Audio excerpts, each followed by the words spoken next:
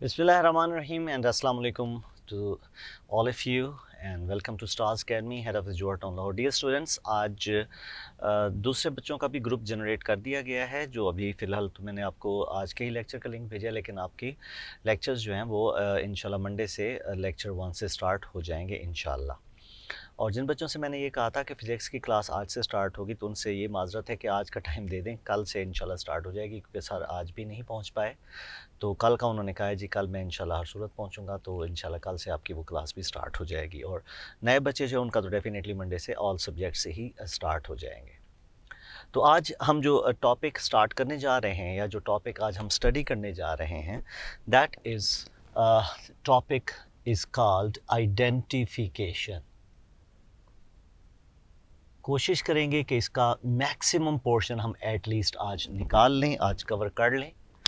Identification, पहला point तो ये है कि ये आइडेंटिफिकेशन को हम मतलब किस तरीके से इसका एमसीक्यू आता है या क्या क्वेश्चन हमसे किया जाता है। तो सेंटेंस हमारे पास कुछ यूँ आएगा, I like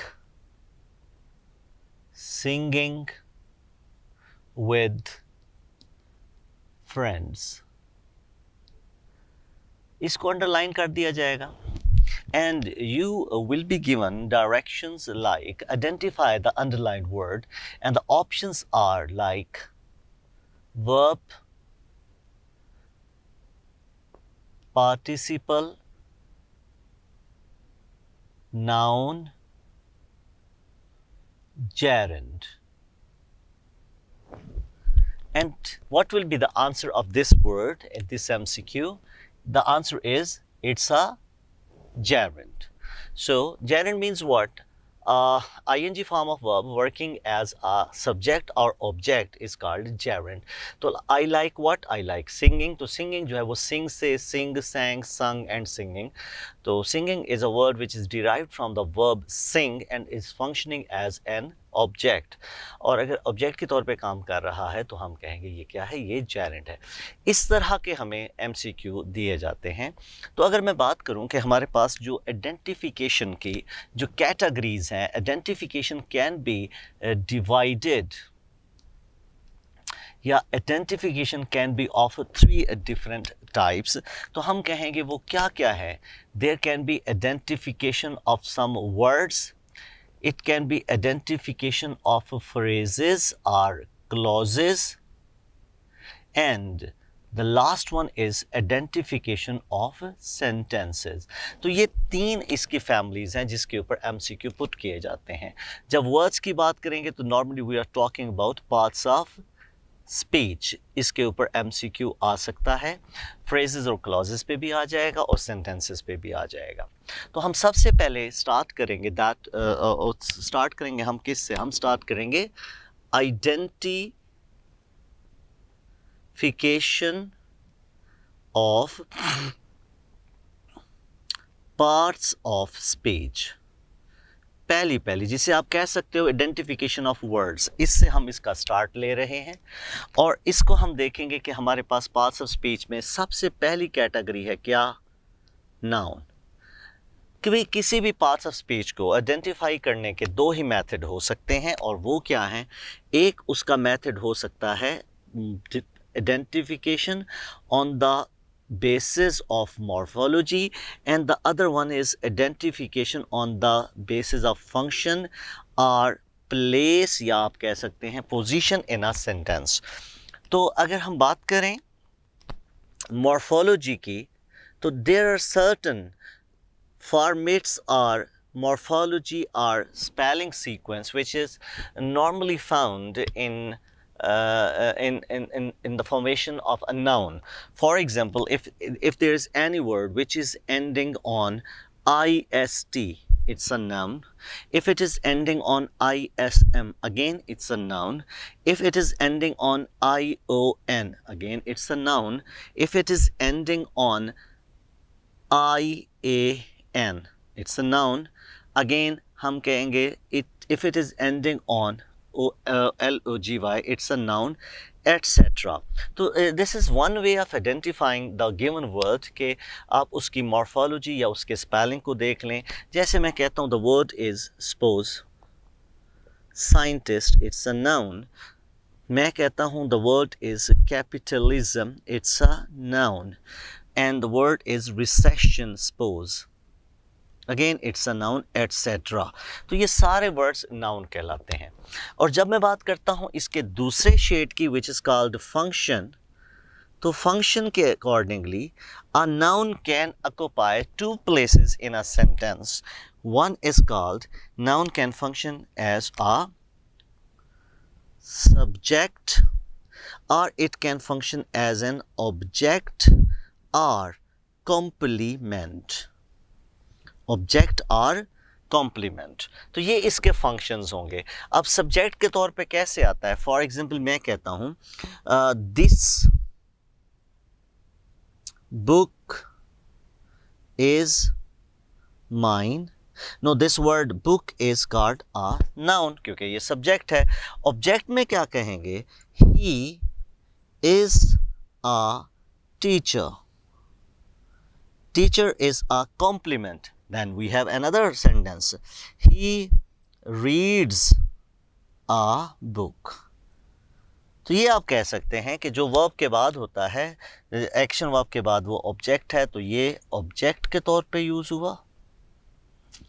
This one is complement and this one is a subject. So these three places can be, or these three functions can be performed by a noun. तो अगर कोई सा वर्ड इन तीन functions में से किसी एक को परफॉर्म कर रहा है सेंटेंस के अंदर, तो हम कहेंगे ये हमारा नाउन है. और इसी तरीके से अगर मैं बात करूँ इसके बाद जो सेकंड मोस्ट इंपॉर्टेंट वर्ड आता है, suppose what is that? That is an adjective. तो एडजेक्टिव को भी हम कहेंगे क्या? इसकी हम मॉर्फोलॉजी की बात करेंगे. तो एडजेक्टिव की मॉर्फोलॉजी की अगर बात की जाए तो एडजेक्टिव की मॉर्फोलॉजी में हमारे पास हैं वर्ड्स. कौन कौन से हैं? जैसे हम कहते हैं आई सी, इसीलिए इसी तरीके से ओ यू एस, इसी तरह C A L, I V E, ful, less, etcetera. ये सारे ऐसे वर्ड्स या मॉर्फीम हैं, ऐसे सेगमेंट हैं, ऐसे स्पेलिंग कॉम्बिनेशन हैं जो हम नॉर्मली एडजेक्टिव में देखते हैं. जैसे हमारे पास वर्ड आता है ट्रेजिक, वर्ड आता है करेजियस, हम कहते हैं सपोज क्लैरिकल, एटसेट्रा. राइट? तो ये हमारे पास आ जाएंगे इसकी मॉर्फोलॉजी. और दूसरा क्या है इसका? अगर हम फंक्शन की बात करें तो इसके फंक्शंस हमारे पास क्या हैं कि ये फंक्शन करेगा कैसे? एज अ कॉम्प्लीमेंट, कि ये कॉम्प्लीमेंट की तरह बिहेव करता है. या तो ये होगा, या आप कहेंगे मोडिफाइज अ नाउन या फिर प्रोनाउन. ये अगर कोई फंक्शन आ रहा है, मतलब कोई वर्ड अगर नाउन या प्रोनाउन को मॉडिफाई कर रहा है, तो वो भी हमारे पास एडजेक्टिव होगा. जैसे हम कहते हैं कि ही इज़ स्मार्ट. अब ये क्या है? और फिर ये मैंने लिखा he is a smart boy. अब ये स्मार्ट जो है वो ही की कॉम्प्लीमेंटेशन कर रहा है, तो ये एज अ कॉम्प्लीमेंट यूज हुआ. अब भी ये मॉडिफाई तो इसी को ही कर रहा है. तो मतलब दोनों एंगल से, इधर स्मार्ट की बात करूं तो ये जो है ये बॉय को मॉडिफाई कर रहा है, ये भी मेरे पास क्या है? अब ये मॉडिफिकेशन कर रहा है किसकी? किसी नाउन की. तो ये सारे जो चीज़ें हैं इन्हें हम कहते हैं कि ये वाले वर्ड्स एडजेक्टिव्स कहलाते हैं. उसके बाद नेक्स्ट कैटेगरी है that is called adverb. Adverb में हमें डेफिनेटली मॉर्फोलॉजी हेल्प आउट करती है, लेकिन उसमें ज़्यादातर हमें ऐसा फंक्शन मॉर्फोलॉजी से नहीं मिलता. अब मॉर्फोलॉजी के हवाले से हम सिर्फ ये कह देते हैं कि एल वाई पे एंड होने वाले वर्ड्स एडवर्ब होते हैं, लेकिन इस बात पे भी आके हम थोड़े से ट्रैप हो जाएंगे कि all L Y words are not adverbs. तो how can we differentiate whether the given word is an adverb और इट्स एन एडजेक्टिव, कि ये क्या है? For example, I write a word like slowly. तो स्लोली इज़ व्हाट, हम इसको अब करेंगे क्या, एक टेस्ट से गुजारेंगे, और वो क्या है कि हम इससे एल वाई को एक तरीके से माइनस करेंगे, minus L V, the word remains slow. अब देखें, अगर आपका बच जाने वाला वर्ड एक एडजेक्टिव है तो फिर ये स्लोली क्या होगा, ये फिर होगा adverb. But if we have a word like kingly man is L Y, तो ये रह जाएगा हमारे पास किंग। किंग को हम कहते हैं क्या, ये नाउन है, तो फिर किंगली क्या होगा, इट्स एन एडजेक्टिव। तो फार्मूला क्या बनाएंगे, फार्मूला आप ड्रा करें यहां पर, कैसे, आप कहेंगे adjective plus L Y is equal to adverb, जबकि noun plus L Y is equal to adjective. तो ये इनका डिफरेंस बनेगा। मॉर्फोलॉजी आपको इतनी हेल्प करेगी। बाकी जो चीज़ इसको आपको हेल्प आउट कर सकती है एडवर्ब के अंदर, वो क्या है, वो हैं आपके क्वेश्चंस। मतलब any word which answers the question, like who,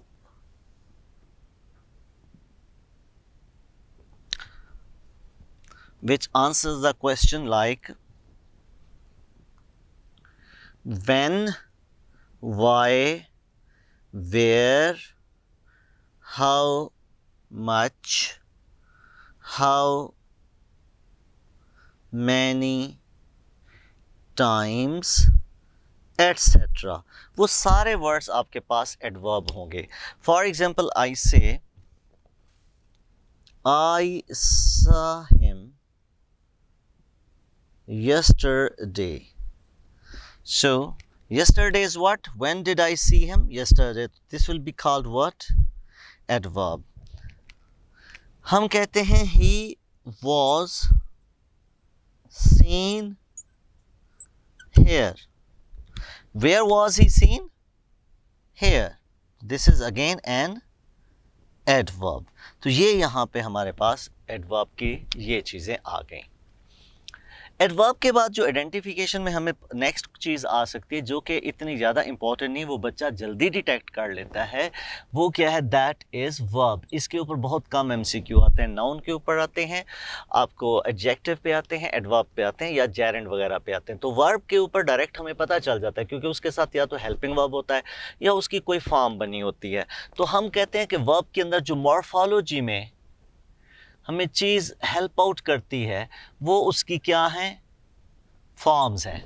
अब अगर मैंने ईट एक वर्ड पढ़ लिया ईटन, तो अंडरस्टूड है वो वर्ब है, क्योंकि वो उसकी थर्ड फॉर्म बनी हुई है।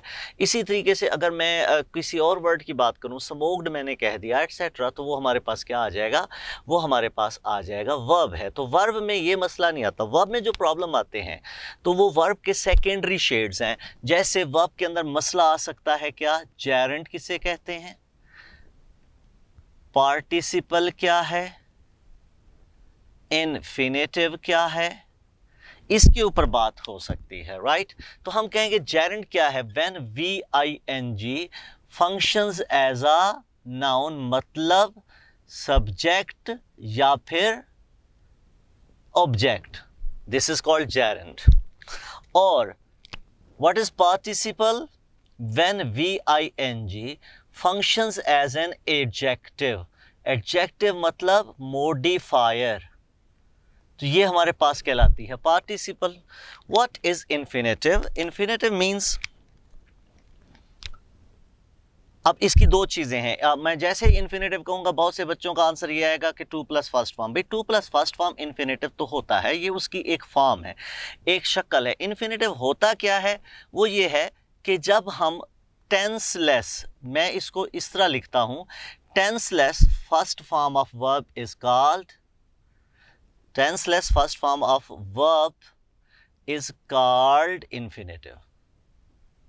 क्या मतलब है इसका, देखें, जब भी आपकी फर्स्ट फॉर्म टेंस नहीं बता रही तो वो इन्फिनेटिव है। जैसे he made me wash the dishes। अब इसमें हमारे पास ये वॉश वर्ड क्या है, हम कहेंगे ये इन्फिनेटिव है। क्यों? क्योंकि टेंस ये नहीं बता रहा, ये जस्ट एक्शन बता रहा है। तो टेंस कौन बता रहा है? टेंस बता रहा है आपके पास made, so this one is called infinitive. अच्छा, इसी को हम यूं भी लिखते हैं, जैसे he was made to wash the dishes. अब ये क्या बनाया? अब मेरे पास आ गया क्या? To wash. ये भी इन्फिनेटिव कहलाएगा। तो इन्फिनेटिव सिर्फ टू प्लस फर्स्ट फॉर्म को नहीं कहते, बल्कि इन्फिनेटिव का मतलब है जब भी आपकी जो फर्स्ट फॉर्म है वो टेंस नहीं बताती तो वो इन्फिनेटिव कहलाती है। तो इन चीज़ों को ज़रा क्लियर कर लें, तो बस वर्ब के अंदर इससे ज़्यादा कोई बात नहीं होती। राइट, नेक्स्ट है आपके पास conjunctions, identification of conjunctions. Conjunction की आइडेंटिफिकेशन, तो कंजंक्शन की आइडेंटिफिकेशन क्या है? कंजंक्शन बेसिकली क्या होते हैं, जिसे हम कहते हैं क्या? हम कहते हैं joining words.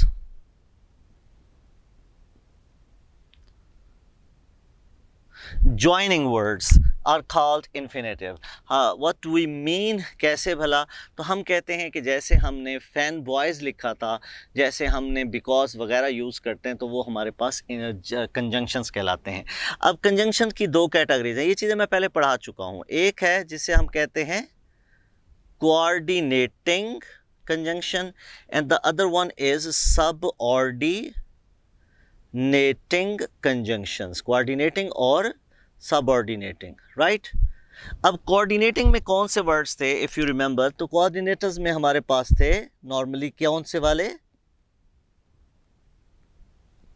Fan boys are सारे कौन क्या है? वो कोऑर्डिनेटिंग है। एंड सबऑर्डिनेटिंग में क्या है? लेस, लाइक वी से because, when, while, since, therefore, etc. ये सारे इसमें ऑल दो आ जाएगा, सो दैट आ जाएगा, और भी चीज़ें आ जाएंगी। फिर इसकी एक और कैटेगरी है, उसे भी देख लें। And what is that? That is called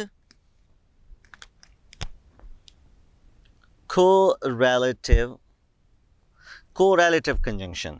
and what they are? ऐसी कंजंक्शन है जो पेयर में यूज होती हैं, जैसे है आइदर और neither or, nor, not only or, but also, both or, and. Right, ये सारी मेरे पास क्या कहलाती हैं? ये सारी कंजंक्शन, इनकी कैटेगरीज हैं।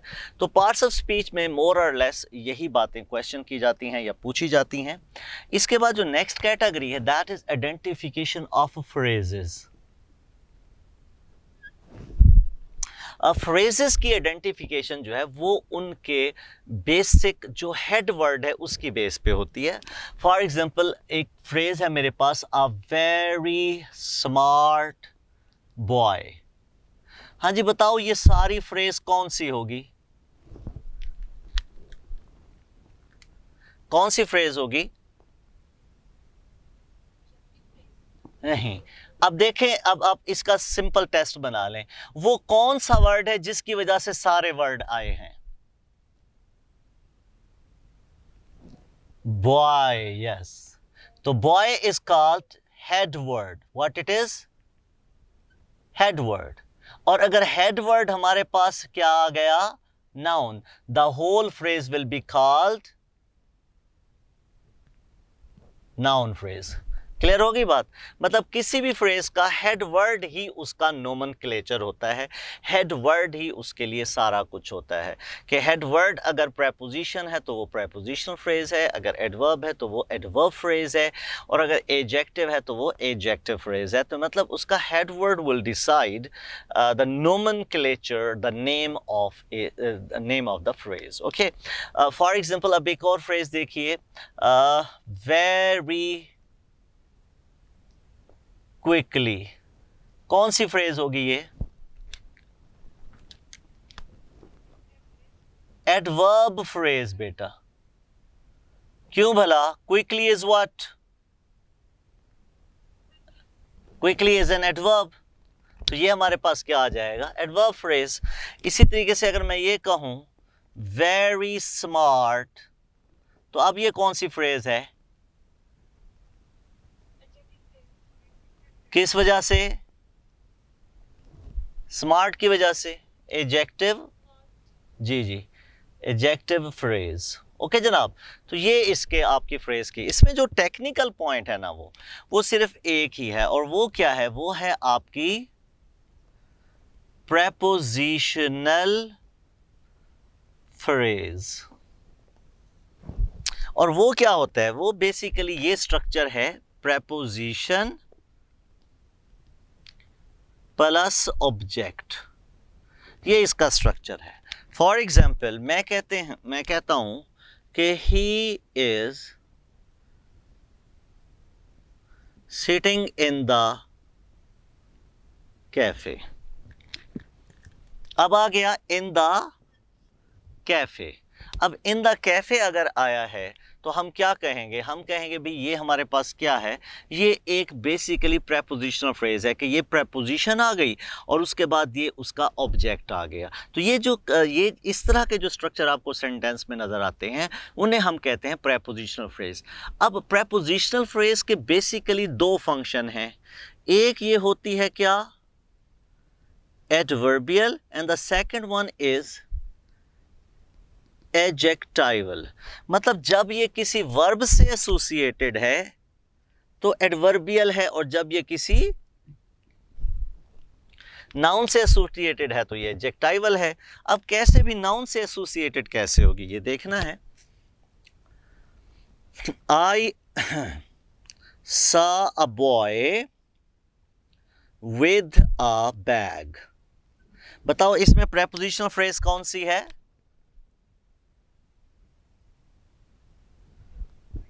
With a bag, boy with a bag.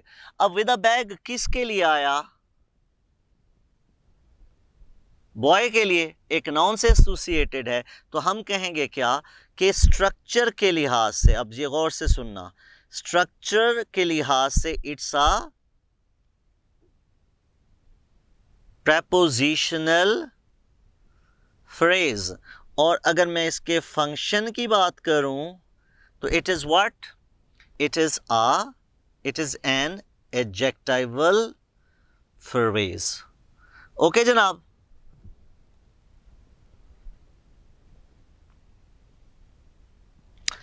तो ये हमारे पास हो गई डिफरेंट फ्रेजेस या जिनकी आइडेंटिफिकेशन आती है।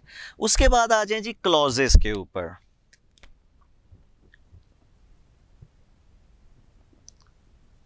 क्लॉजेस, आपको याद है क्लॉजेस को हमने दो हिस्सों में डिवाइड किया था जब मैं कॉम्बिनेशन और पेयरिंग पढ़ा रहा था। Do you remember? कौन कौन सी दो टाइप्स थी?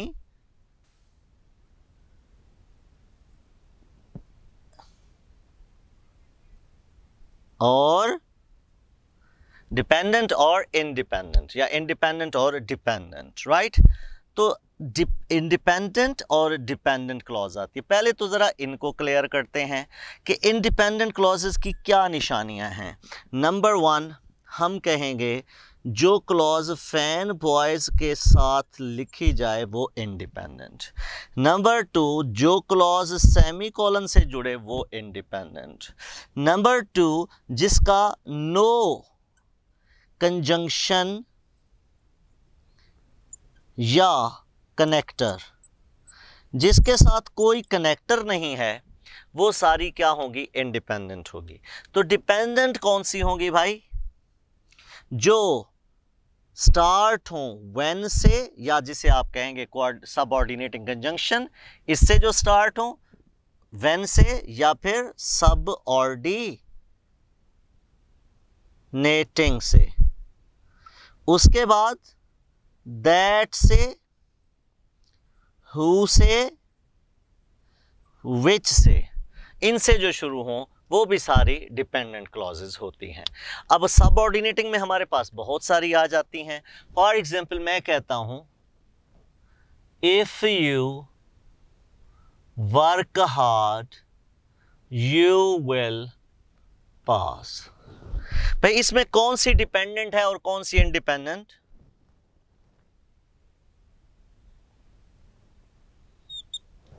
But this one is called dependent and this one is an independent, right? अच्छा, अब आ गया, जैसे ही हम डिपेंडेंट को निकाल लेते हैं तो डिपेंडेंट के साथ आगे कुछ और टर्मिनोलॉजीज अटैच हो जाती हैं। क्या? क्योंकि dependent clause can function different in different sentences. Dependent clause can function as a noun, it can function as an adjective, it can function as an adverb, right? तो ये इसकी 3 सब कैटेगरीज हैं। नाउन के तौर पे कब काम करती हैं? जब ये यूज हो एज अ सब्जेक्ट या फिर ऑब्जेक्ट। एडजेक्टिव में कब होएंगी? जब ये मॉडिफाई करेंगी किसी नाउन को। एडवर्ब में हम कहते हैं कब? जब ये मॉडिफाई करेगी किसी वर्ब को या किसी और क्लॉज को। अब इसकी एग्जांपल देख लेते हैं। He told me that he was a student। बेटा इसमें कितनी क्लॉजेज हैं?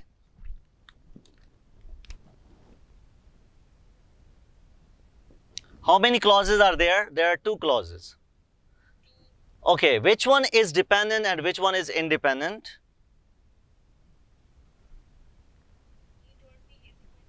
Okay, this one is independent. And what about this? And dependent. Okay, if it is dependent, it must have one of these 3 functions. Now tell me whether it's a noun, adjective or adverb.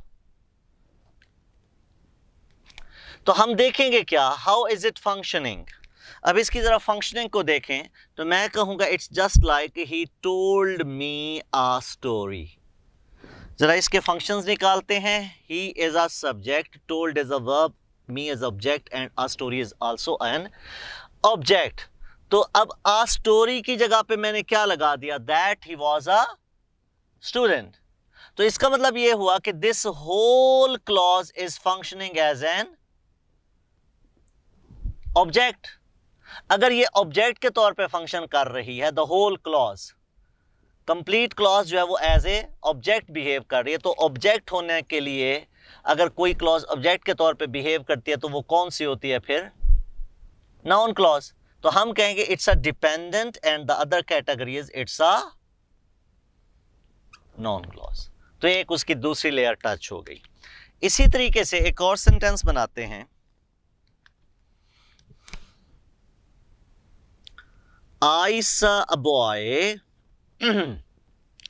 who was crying. How many clauses are there?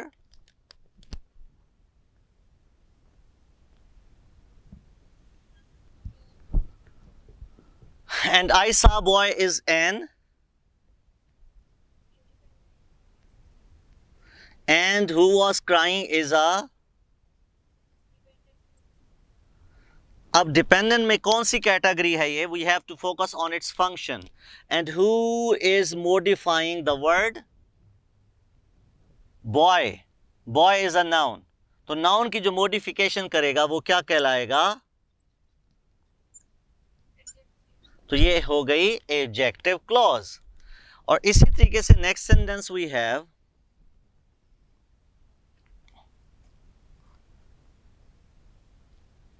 although he is poor, he is honest। 2 clauses, independent and dependent, और ये सारी clause इस पूरी clause को modify कर रही है, तो हम कहेंगे क्या? It's an adverb. तो हम कहेंगे क्या? तो इस तरीके से आप इसकी सब क्लॉजेस भी बना सकते हैं कि डिपेंडेंट की तो आगे कैटेगरीज बनेंगी, इंडिपेंडेंट की कोई कैटेगरी। क्या बेटा दोबारा बोलो, एकदम बोलते हैं ना तो ऑनलाइन है ना तो समझ नहीं आता कि क्या बोला। मैं भी बोल रहा हूं तो मुझे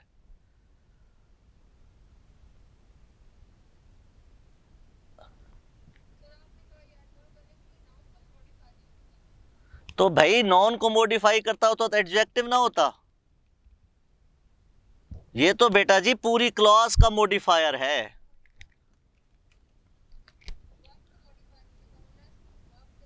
गुड़िया ऑनेस्ट को थोड़ी कर रहा है, पूरी क्लॉज को मॉडिफाई कर रहा है। I saw him when he was crying। ठीक है, अब आपके माइंड में सिर्फ ये बात है कि when he was crying जो है वो सा का मॉडिफायर है। नहीं भाई, वो इस पूरे स्टेटमेंट का मॉडिफायर है। क्लियर हो गई बात कि ये पूरी स्टेटमेंट कब हुई, जब वो ये कर रहा था। यहां पे सिर्फ ये थोड़ी है, ये एडवर्ब है तो किसका है, इस पूरी क्लॉज का है। भी मेन क्लॉज को एक डिपेंडेंट क्लॉज लगी हुई है जो उसकी मॉडिफिकेशन कर रही है, मेन क्लॉज का टाइम बता रही है। क्लियर? हाँ, तो हम देखें एक और सेंटेंस देखो, if you work hard you will pass. Now, if you work hard is describing something or giving some condition about the whole situation. Okay? तो ये पूरी सिचुएशन कैसे होगी, इसमें यू भी कंसीडर होगा क्योंकि वर्क हार्ड तो यू कर रहा है। तो हम कहेंगे कि a complete clause is modified. तो ये भी एडवर्ब की ही निशानी होती है। क्लियर? गुड। अब क्लॉजेस जब हो जाती हैं तो उसके बाद आ जाता है आइडेंटिफिकेशन ऑफ सेंटेंसेस। और अगर आपको पहला मेरा स्ट्रक्चर, पहले लेक्चर मेरे याद हैं, तो सेंटेंसेस को हमने दो कैटेगरीज में डिवाइड किया था। If you remember, one was on the basis of function and the other one was on the basis of structure. Function में कौन सी कैटेगरीज थी बताएं जरा? Declarative,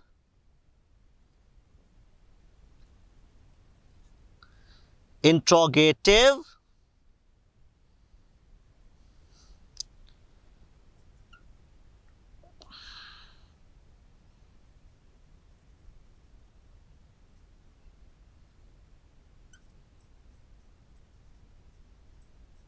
optative, and in structure we have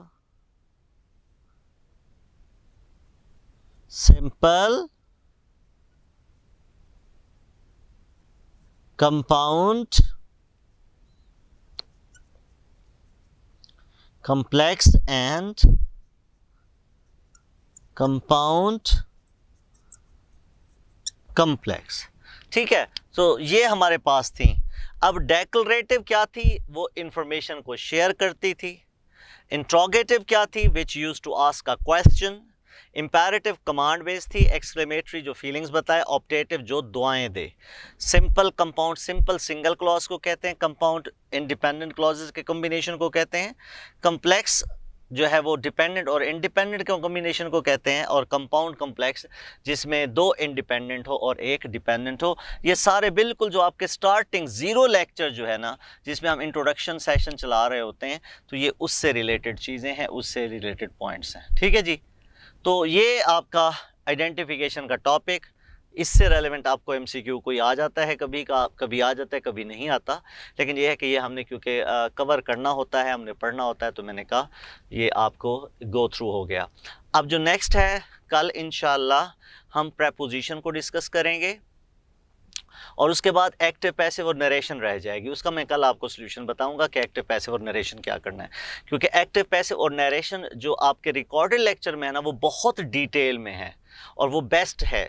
ठीक है, वो कम्प्रीहेंसिव लेक्चर्स हैं उसके ऊपर, एक्टिव पैसिव के, डायरेक्ट और इनडायरेक्ट के दोनों। तो वहाँ से भी आप देख सकते हैं। एनीवेज, मैं उसको यहाँ पे कंटिन्यू करने की कोशिश करूँगा कि यहाँ पे भी एक दफ़ा मैं आपके साथ वो लाजमी शेयर कर लूँ, आपको पढ़ा लूँ। ठीक है बेटा, अपना ख्याल रखें। जी बेटा बोलें। कंप्लीमेंट और हाँ प्यारे बच्चे देखो, ये नजर आ रहा है ना जहां पे मैं लिखने लगा हूं। हाँ जी, ये देखो बेटा, एक्शन वर्ब का होता है ऑब्जेक्ट और लिंकिंग वर्ब का होता है कॉम्प्लीमेंट। एक्शन के बाद जैसे आप कहते हो he reads a book, he reads a book, ये आपके पास क्या है, ये आपका ऑब्जेक्ट है। और अगर मैं ये कह दूं कि he is a reader, a reader जो है ये कॉम्प्लीमेंट है क्योंकि ये लिंकिंग वर्ब इसके बाद आया है।